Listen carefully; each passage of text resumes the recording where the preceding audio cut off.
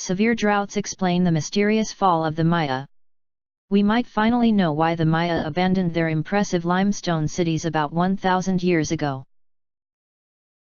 El Castillo at the Mayan ruins at Tulum, Quintana Roo, Mexico. When the Spanish conquistadores sailed for Central America in 1517, their goal was to vanquish the resident Maya civilization. But the colonists arrived to find that much of their work had been done for them. By the time the Spanish made landfall, the Mayas' political and economic powerhouse has vanished. The Mayas' towering limestone cities, a classic feature of one of the ancient world's most advanced societies, were already being reclaimed by the jungle. The question of how the Maya met their end is one of history's most enduring mysteries. The Maya people survived, they even managed to stage a long resistance to European rule. But by the time the Spanish made landfall, the political and economic power which had erected the region's iconic pyramids, and had at one time sustained a population of some 2 million people, had vanished. Archaeologists still cannot agree on what caused the Maya collapse.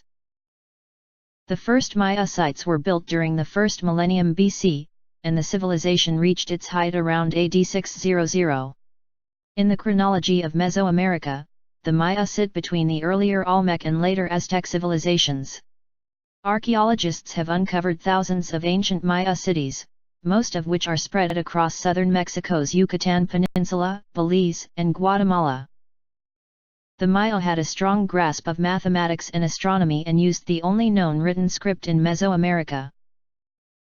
After about 200 years of serious archaeological study, we know enough about the Maya to be suitably impressed. Their distinctive art and architecture prove that these were master craftspeople. The Maya were also intellectually advanced. They had a strong grasp of mathematics and astronomy, which they used to align their pyramids and temples with the precession of planets and the solar equinoxes. And they used the only known written script in Mesoamerica, a bizarre-looking set of characters known as Maya hieroglyphs. The marvels the Maya left behind have earned them an enduring mystique.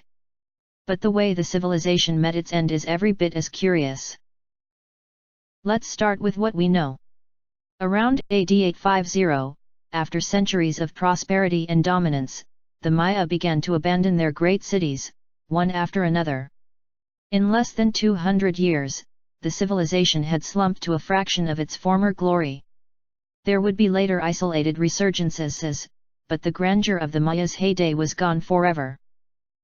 Apart from its dramatic scale, what makes the Maya collapse so striking is that, despite decades of study, archaeologists still cannot agree on what caused it. As with the Roman Empire, there probably wasn't one single culprit for the Maya's downfall. But the nature of their decline leads some researchers to believe that the Maya civilization fell victim to a major catastrophe, one able to topple city after city in its wake. Chichen Itza was one of the greatest Mayan cities. There are abundant theories about what finished off the Maya. There are the old favorites: invasion, civil war, collapsing trade routes. But ever since the first Central American ancient climate records were pieced together in the early 1990s, one theory has become particularly popular, that the Maya civilization was ultimately doomed by a period of severe climate change. In the centuries immediately before the Maya collapse, the so-called Classical Age, between about AD 250 and 800, the civilization boomed. Cities flourished and harvests were good. Climate records, which mostly come from the analysis of cave formations, show that during this time the Maya area had received relatively high rainfall. But the same records show that, starting in about AD 820, the region was ravaged by 95 years of punctuated droughts, some of which lasted for decades. Most of the classic Maya cities fell between AD 850 and 925, largely coincident with a century of drought. Ever since these droughts were first identified, researchers have noticed a striking correlation between their timing and that of the Maya collapse. Most of the classic Maya cities fell between AD 850 and 925, largely coincident with the century of drought. And while a simple correlation isn't enough to close the case, the tight fit between the droughts and the downfall leads many experts to believe that the 9th century climate shift might somehow have caused the Maya's demise. But attractive as the drought explanation is, one piece of evidence has been standing in its way. Because, while most Maya cities declined as the climate dried, not all did.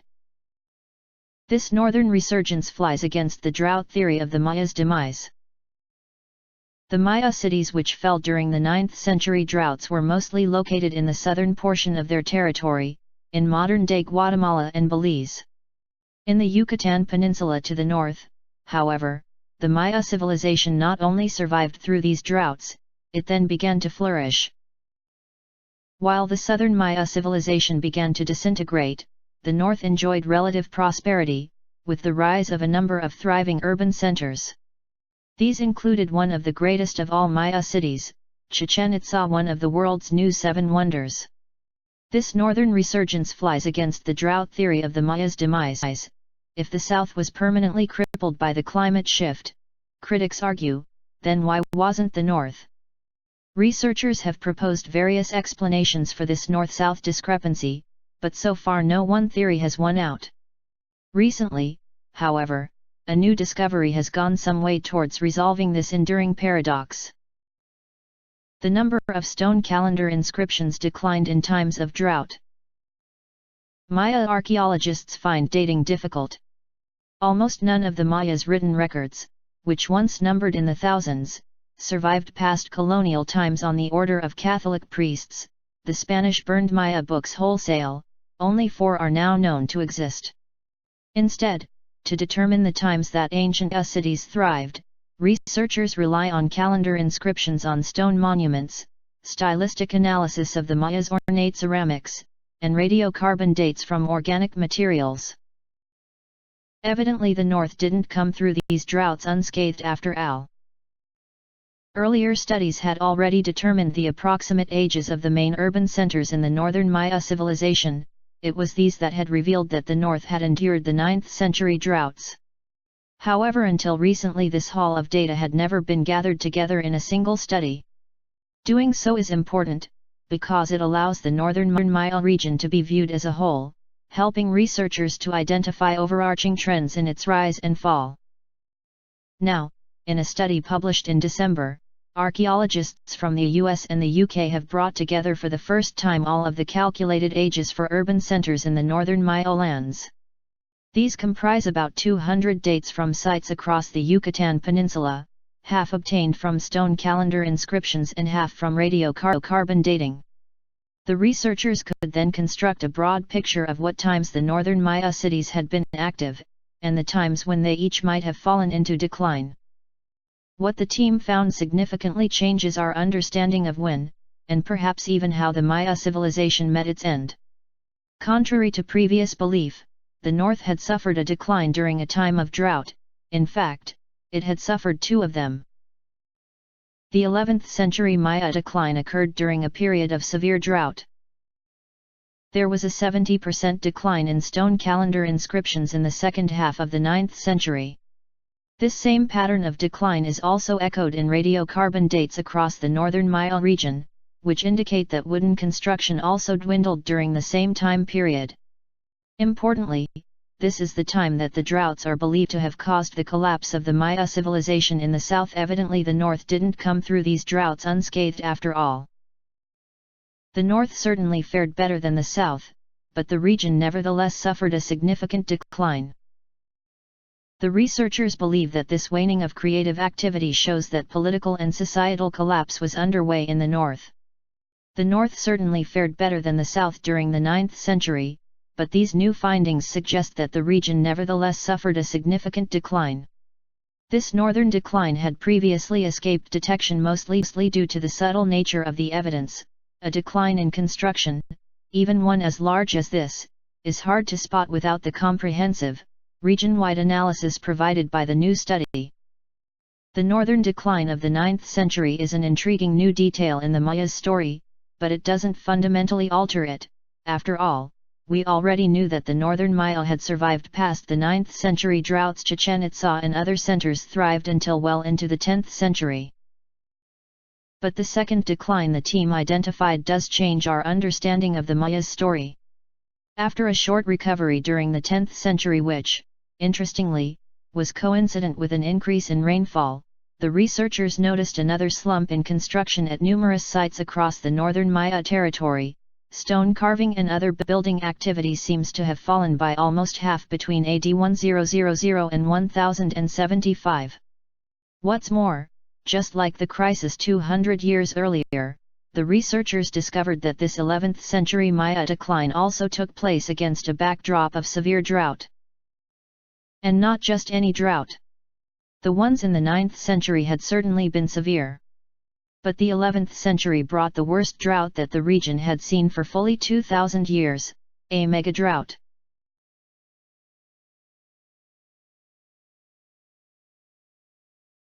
After a short recovery there was another slump in construction in the north against a backdrop of severe drought. Climate records show that rainfall diminished dramatically for the best part of a century, between around AD 1020 and 1100, a snug fit with the archaeologically derived dates for the collapse of the northern Maya. One correlation doesn't mean much on its own. But find two, and even skeptics might start to whisper. After this second wave of droughts there was to be no real recovery for the Maya. The 11th century megadrought had been implicated in the fall of the northern Maya before, but the dating techniques used had given ambiguous ages, making it hard to tell if the timings of the two events really did overlap. The comprehensive analysis published in the December study lets us say with much greater certainty that climate change was contemporaneous with not one, but two devastating periods of Maya decline.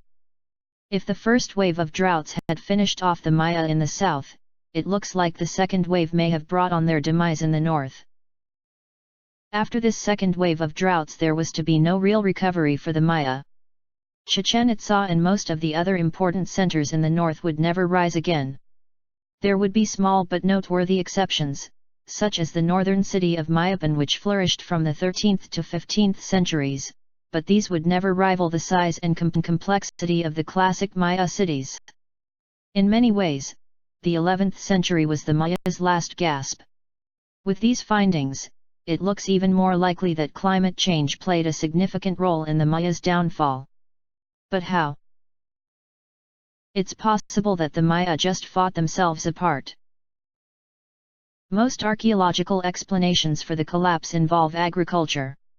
The Maya, like all large civilizations, were heavily dependent on crops for their economic might, and of course to sustain their vast workforce.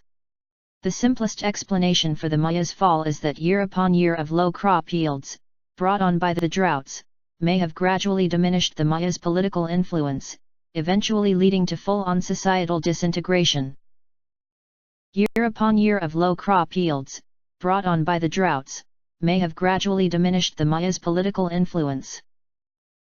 But even advocates of the drought hypothesis admit that the picture is bound to be more nuanced than that. We know that there was already increased warfare and socio-political instability throughout the Maya area prior to the 9th century droughts, says Julie Hogarth at Baylor University in Waco, Texas, who led December's climate analysis. Intercity conflict is a pretty good way to break up a civilization too. It's possible that the Maya just fought themselves apart. But that still leaves the question of the droughts, and those well-fitting dates. Perhaps, then, it was a mixture of the two. As food stocks shrank during the dry decades, competition for resources would probably have become even more intense, perhaps eventually reaching a tipping point which caused the ancient Maya civilization to fracture irreparably. Mesoamerica's famous civilization mysteriously fell about 1,000 years ago.